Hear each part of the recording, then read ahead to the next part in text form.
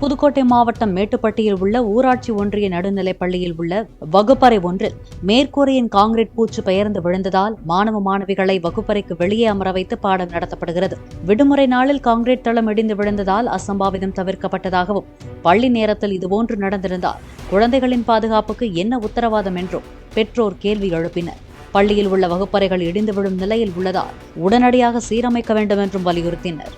இது பள்ளி நாட்கள்ல நடந்து பிள்ளைகளுக்கு ஏதாவது ஆயிடுச்சுன்னா அதுக்கு யார் பொறுப்பேற்றுக்கிறது? இப்ப நாங்க நேத்து இந்த கட்டணம் இடிஞ்சு விழுந்தோடனே எல்லா அலுவலர்களும் பார்த்துட்டு போறாங்க. பார்த்துட்டு போயிட்டு 2 நாள் அட்ஜஸ்ட் பண்ணுங்க, 3 நாள் அட்ஜஸ்ட் பண்ணுங்கன்னு சொல்றாங்க. இந்த குழந்தைகளை மழை நேரத்துல எங்க உட்காந்து படிக்க வைக்கிறது, எங்க உட்கார வைக்கிறது? இந்த ஸ்கூல்ல நான் பள்ளி மேலாண்மை குழு தலைவியா இருக்கேன். 2 வருஷமா என்னோட பொண்ணு இப்ப இங்கதான் படிச்சிட்டு இருக்காங்க. இப்ப 2 வருடமாகவே இந்த கட்டிடம் ரொம்ப பழுதடைஞ்சிருக்கு. இதை எப்படியாவது சீர் செஞ்சு கொடுங்கன்னு சொல்லி தீர்மானம் போட்டு கிராம சபை கூட்டத்திலையும் போய் சொல்லிட்டு கலெக்டர்ட்டையும் மனு கொடுத்துட்டு நாங்க வந்தோம். ஆனா இது வரைக்கும் எந்த நடவடிக்கையும் எடுக்கல.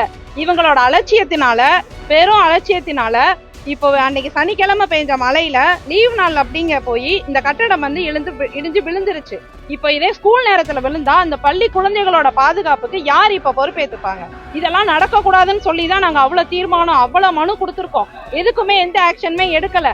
இப்ப நாங்க நேத்து இந்த கட்டணம் இடிஞ்சு விழுந்தோடனே எல்லா அலுவலர்களும் பார்த்துட்டு போறாங்க. பார்த்துட்டு போயிட்டு 2 நாள் அட்ஜஸ்ட் பண்ணுங்க, 3 நாள் அட்ஜஸ்ட் பண்ணுங்கன்னு சொல்றாங்க. இந்த குழந்தைகளை மழை நேரத்துல எங்க உட்காந்து படிக்க வைக்கிறது, எங்க உட்கார வைக்கிறது? இதுக்கு மாத்து ஏற்பாடு கண்டிப்பா பண்ணி தான் தரணும். நாங்க பில்டிங் இது இடிஞ்சு விழுகிறது அதுக்கு முன்னாடியே நாங்க மனு கொடுத்து இதுக்கு தீர்மானமும் போட்டு நாங்க எல்லாமே கையில வச்சிருக்கோம். ஆனா இது வரைக்கும் எந்த ஒரு ஏற்பாடுமே, எந்த ஒரு இதுக்கான தீர்வுமே எங்களுக்கு சொல்லல. எங்களை தான் அலைய வைக்கிறாங்க. அந்த அலுவலரை போய் பாருங்க, இங்க போய் பாருங்க, மனு கொடுங்கன்னு எல்லாமே சொல்றாங்க. எல்லாமே நாங்க கொடுத்துட்டோம்.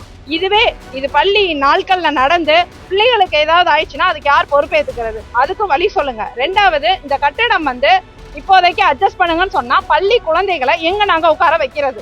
அதிகாரிகள் நேற்று பார்த்தாங்க சார். பார்த்துட்டு 2 நாள் அட்ஜஸ்ட் பண்ணுங்க அப்படின்னு சொல்றாங்க. இப்ப எண்ணம் அழுத்தம் ஸ்கீம் வந்ததுல இருந்து ஒரு கிளாஸ் ரூமே டீச்சர்ஸ்க்கு பத்த மாட்டேங்குது. இப்ப அதுலயே 3 கிளாஸ் ரூம் வச்சுட்டீங்கன்னா பிள்ளைங்க எப்படி படிப்பாங்க? இன்னும் காலாண்டு தேர்வு ரெடி. எங்களுக்கு மாற்று ஏற்பாடு கண்டிப்பா வேணும். தீர்வு காண வந்த அலுவலர்கள் என்ன சொல்றாங்கன்னா, பள்ளிக்கு இடம் பத்தலன்னு சொல்றாங்க. ஆனா பள்ளியோட இடத்த ஆக்கிரமிப்பு பண்ணிருக்காங்க. பள்ளியோட இடத்த ஆக்கிரமிப்பு பண்ணி வச்சிருக்கிறவங்கள்ட்ட இருந்து பள்ளியோட இடத்த எங்களுக்கு மீட்டு கொடுக்கணும்.